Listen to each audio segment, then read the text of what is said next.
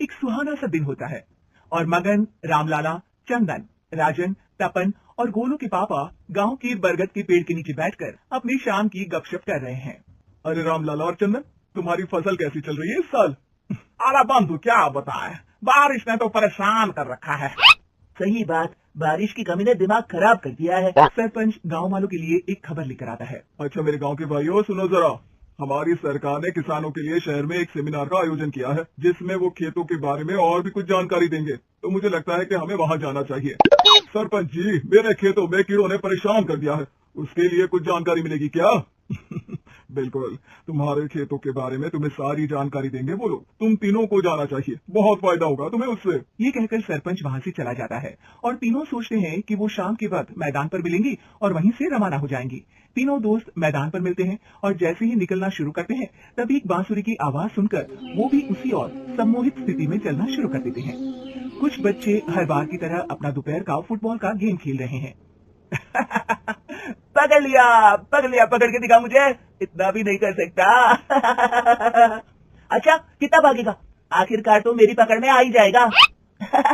हाँ, तुझे पता नहीं तपन, राजन कितनी तेज दौड़ लगा सकता है।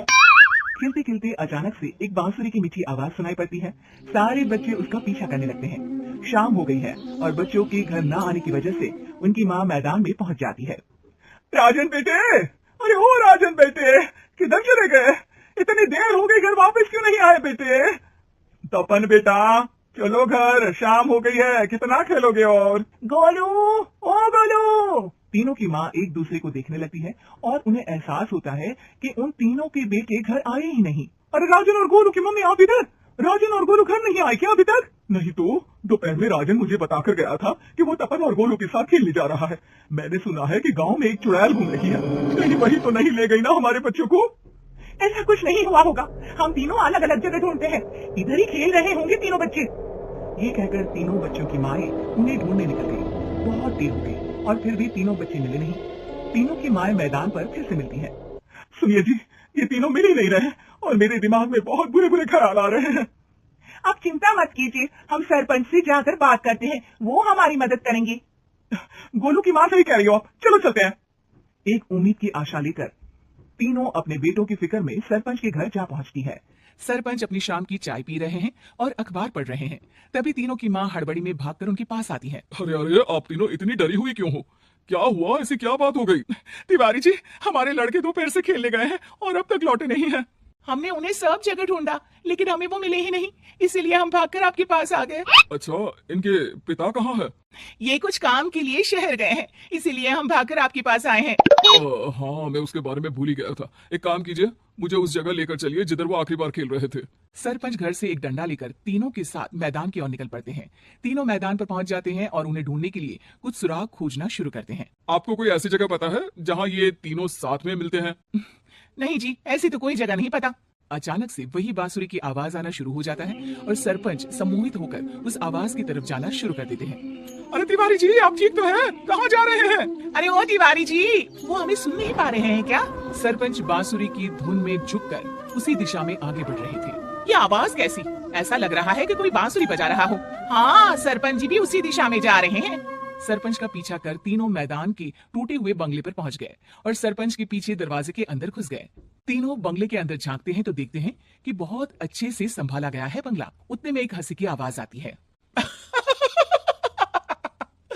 मेरी बांसुरी, तूने मुझे आज तक कभी तंग नहीं किया, हमेशा अपने जादू से लड़कों को खींच लाती है। ये बोलते ही राजन की माँ को तीनों बच्चे और उनके पिता वहाँ चुड़ैल के पास लेटे हुए दिखते हैं। अरे वो देखो, गोलू के पापा।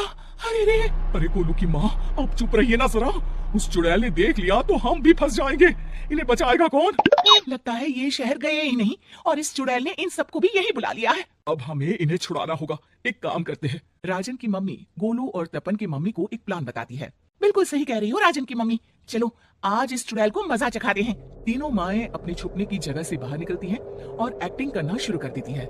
ये तो बढ़िया है, अब इसका असर औरतों पर भी हो रहा है। वाह जी वाह। तीनों माएं चुड़ैल की थोड़ा करीब आती हैं। राजन और गोलू की माँ चुड़ैल को पकड़ लेते हैं और तपन की माँ बांसुरी हाथ से पकड़कर तोड़ देती है। अरे पागल औरत, ये क्या कर दिया? मेरी बांसुरी को तोड़ दिया। अब मेरी शक्तियाँ खत्म हो जाएगी तुम्हें तो। अरे तुझे क्या लगा चुड़ैल रहेगी? हमारे बच्चों को और पतियों को हाथ लगाएगी तू? बांसुरी टूटने की वजह से चुड़ैल खाक होकर गायब हो जाती है और सारे लोगों की आंख खुल जाती है। सब अपने परिवार को लेकर उस बंगले से बाहर निकल जाते हैं। कहते हैं ना, नारी